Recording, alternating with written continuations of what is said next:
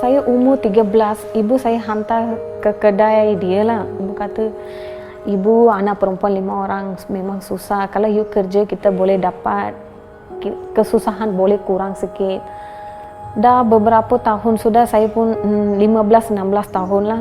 Saya teruskan kerja dengan mereka. Bekas suami satu hari, dia bagi saya minum Coca-Cola dia paksakan saya lah.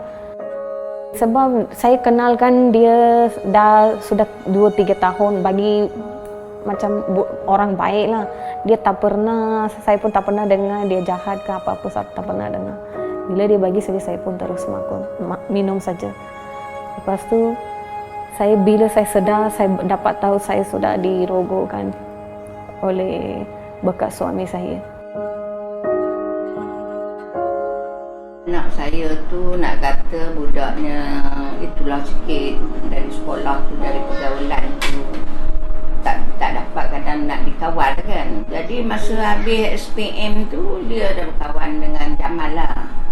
Jadi selalu ikut Jamal ni pergi berniaga. Jamal ni berniaga dekat Sokit dulu. 孩子还没有出生的时候呢，就是蛮疼我的，也看不出他是一个很暴力性的一个男人。所以我就是认为我是应该是认定这婚姻是完美的。 Kita pergi report dengan Persatuan Tamil. Bila pergi report sana, saya punya cikgu-cikgu datang dari Persatuan Tamil. Mereka suruh kahwinkan ataupun register dulu. Sebab you sudah rogo dia, nanti dia tak boleh dikahwinkan.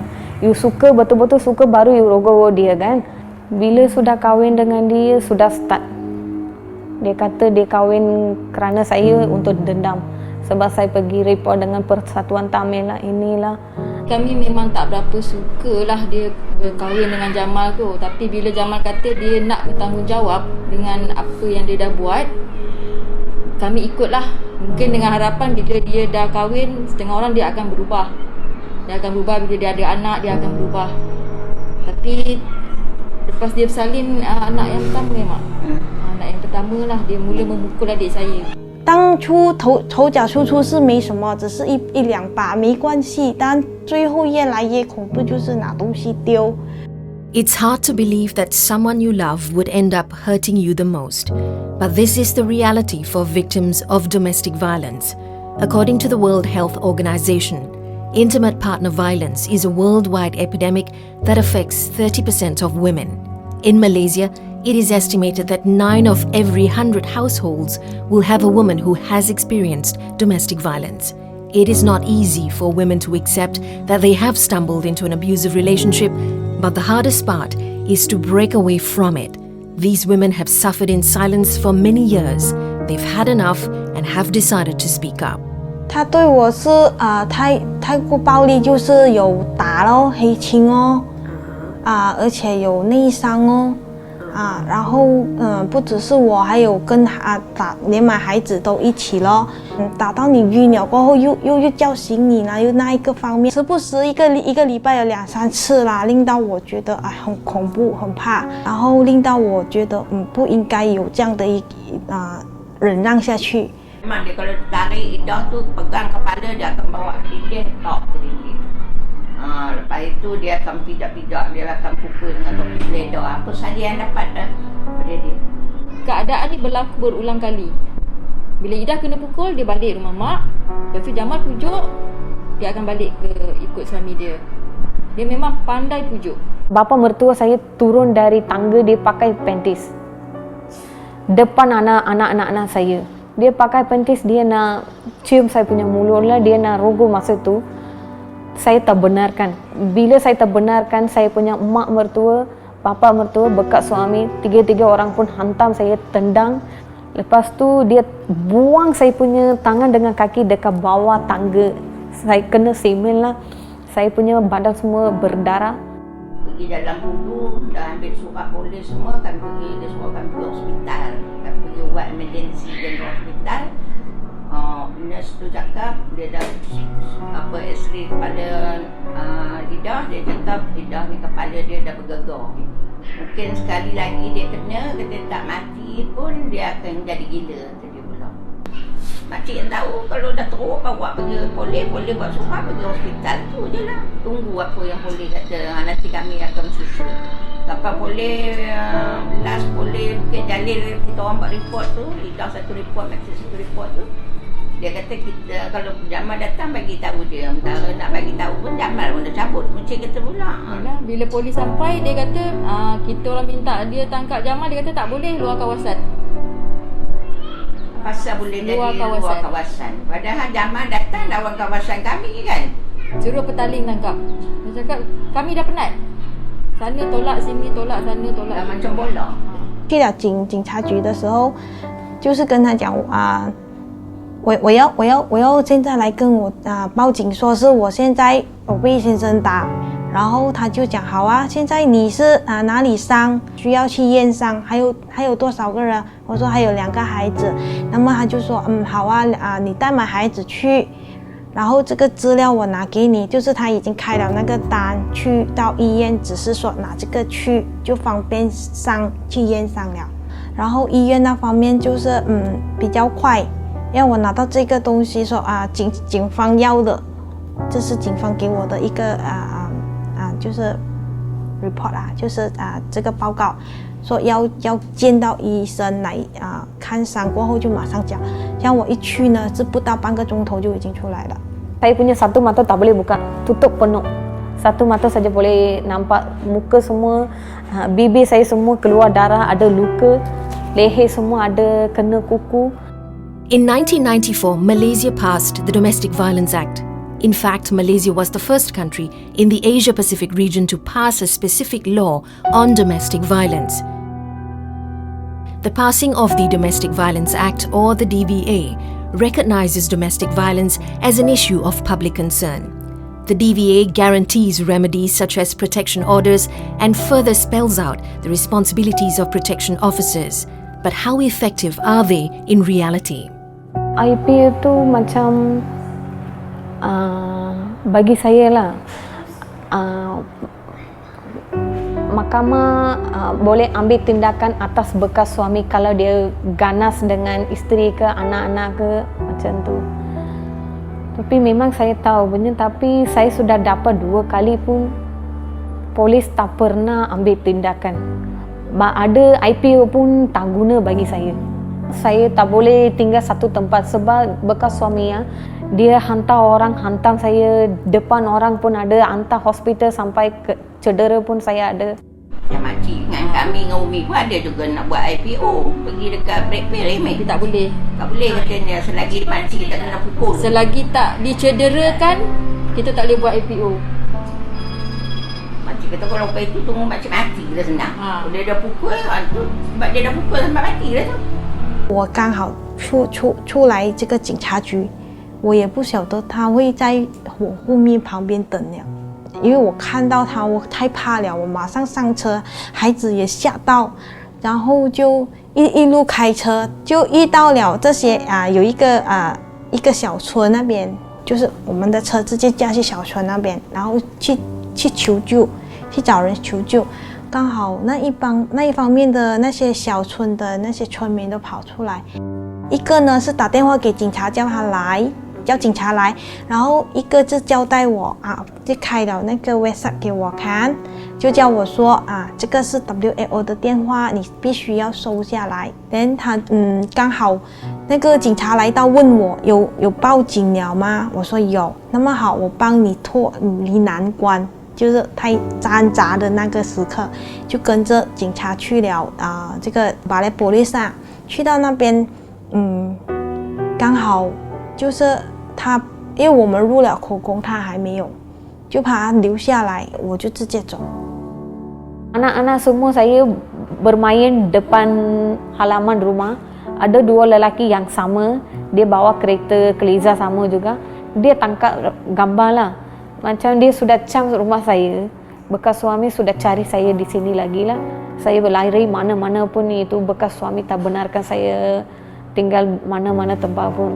Lepas tu saya tak boleh diam saja. Saya punya badan semua sudah bergetar. Nak buat apa pun saya pun tak tahu. Saya pun tak boleh sabar, saya terus jalan kaki pergi report dekat balai polis, beritahu macam-macam ini, kalau apa-apa jadi pada saya ke atau anak ke, itu adalah bekas suami sahaja. Bila saya rujak saya punya polis report semua, saya dapat tahu saya telah buat 23 polis report. Sampai sekarang pun tak pernah ambil tindakan, and then all the report semua pun sudah ditutupkan. Lebih kurang kat 10 jugalah.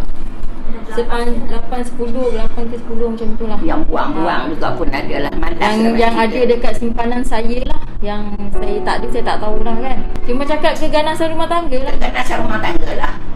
到这里的时候就听到说是一个 IPO， 我说哦是哦，警察有讲你要来拿我的资料，然后我们会去那个什么个八戒案，去拿你的 IPO。我是早上去拿了这个 report， 然后呢回来这个回来 WAO 跟杰西一起去个八戒案。去见那 office 的人来 interview 说要拿 IPO，and then 他就隔天就带我去阿嘎玛那边呢去见律师，还有那些拿资料拿那个 statement， 过后我就有了我的 IPO。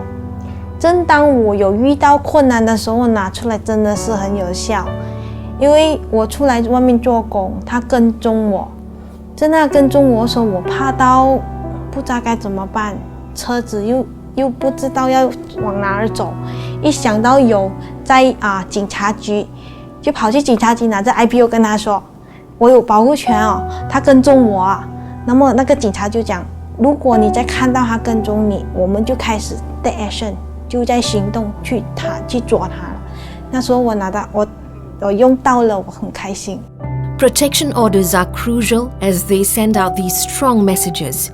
You must stop your violent behavior.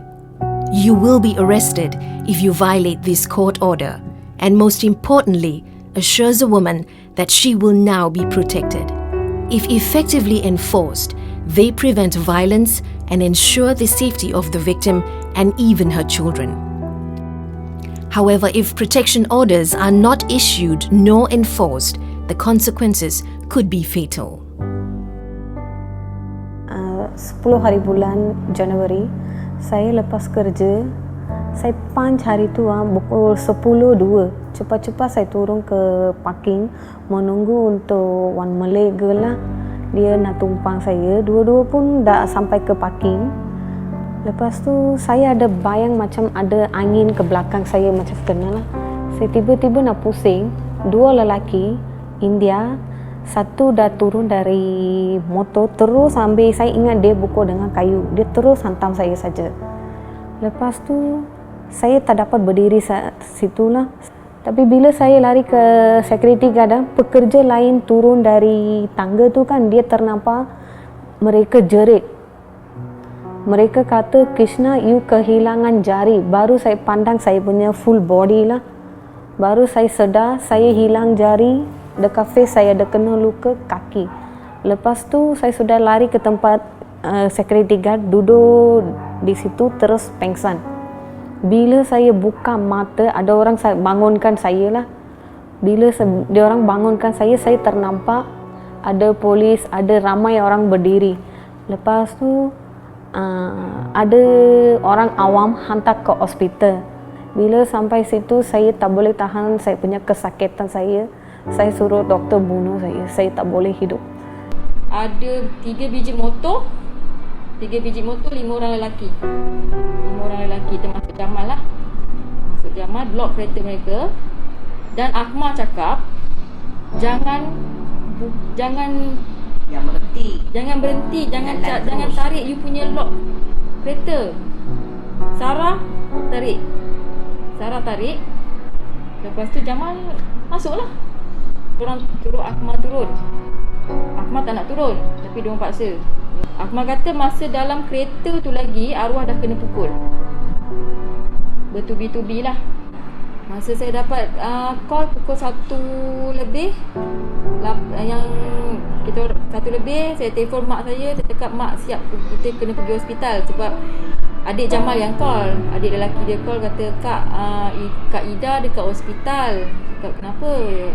Akak datanglah, doktor nak jumpa waris, kami tak boleh tengok dia. Saya bawa pergi jumpa doktor. Tunggu.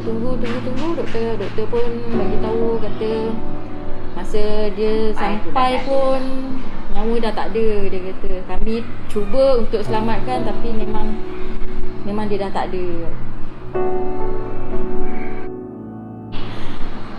Diorang cakap kami tak pernah tengok kecederaan yang macam ni pada seorang perempuan. Kalau lelaki kami boleh terima, kalau perempuan kami tak pernah tengok kecederaan yang macam ni. Yang buat postmortem kan? Hancur, dalam dia semua hancur. Organ-organ dalaman dia hancur. You imagine macam mana dia?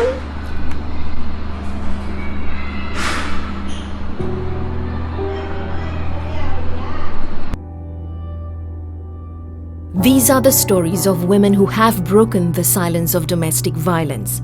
These are not isolated cases. There are many untold stories. All of them share one thing in common: they decided to act, but they cannot do it alone.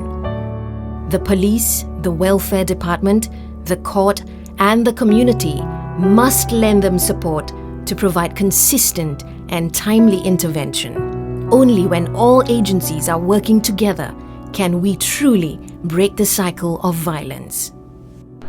Lepas kejadian yang jadi ni, saya minta pihak polis, pihak kerajaan ke siapa-siapa berkuasa lah, tolonglah ambil tindakan. Cakap kalau ada orang report, kalau tak mangsa yang report, kalau ahli keluarga yang report pun terimalah, ambil lah tindakan, siasatlah. Janganlah biar banyak nyawa wanita, kanak-kanak yang tak berdosa melayang lagi sebab keganasan rumah tangga.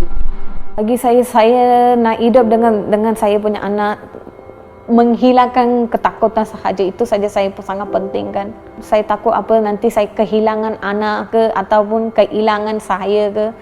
Ini dua-dua pun saya tak boleh terima.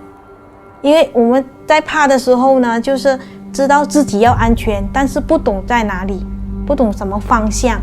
他会跟你讲，还会告诉你你要怎样去做。我们就比较有一个规定的方向。计划是说，为了面对现实，然后我们是可以靠自己的。原因就是我们做得到我们自己要的因为原本是人活下来是为自己嘛。接下来更有面对好多的一些挫折困难都